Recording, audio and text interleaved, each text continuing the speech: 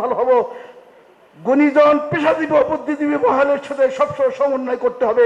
পরস্পর কাদা ছড়াছড়ি ও সমালোচনা একেবারে বন্ধ করতে হবে। আমাদের মনে রাখতে হবে নুহিব্বু উলামা আল ইসলাম ওয়া মান ইয়াবগুদুহুম ফাহুয়া আলা গায়রি সাবিল।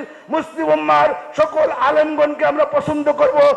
কোন মুসলিম উম্মাহর আলেমদেরকে যদি আমরা গালি দেই, অপছন্দ করি, খারাপ বলি, তাহলে আল্লাহ রসুলের তরিকা অনুযায়ী ওয়া মান ইয়াবগুদুহুম ফাহুয়া আলা গায়রি সাবিল আকাইদা তহবিয়ার মধ্যে এই মূলনীতি বলা হয়েছে। তাই আসুন বাংলাদেশকে আদর্শ সমাজ গঠনের লক্ষ্যে, বাংলাদেশ থেকে চিরতরে দুর্নীতি দূর করার লক্ষ্যে আমরা আলেম ওলামা পীর মাশায়েখ সকলে মিলে ঐক্যবদ্ধ কিভাবে থাকতে পারি, ছোটখাটো খুঁটিনাটি ইখতিলাফকে দূরে ফেলে দিয়ে আমরা দ্বীনি স্বার্থে ওয়ালাকিন কুনু ইবাদাল্লাহি ইখওয়ানা আপন ভাই ভাই হয়ে যেতে চাই।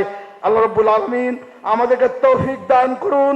আল্লাহ রাব্বুল আলামিন দেশকে কবুল করুন, উলামায়ে কেরামকে কবুল করুন, যাতে আর কোন একজন আলেমের বিরুদ্ধে, ইসলামের বিরুদ্ধে, ইসলামী বিধানের বিরুদ্ধে, আল্লাহর বিরুদ্ধে, নবীর বিরুদ্ধে বাংলাদেশে ইসলামের দুশমনরা আর কোন ষড়যন্ত্র চক্রান্ত অথবা অপদস্থহীন অপমানহীন কোনো কাজ করতে না পারে। আল্লাহ তাআলা আমাদের সে তৌফিক দান করুন। আসসালামু আলাইকুম ওয়া রাহমাতুল্লাহি ওয়া বারাকাতুহু।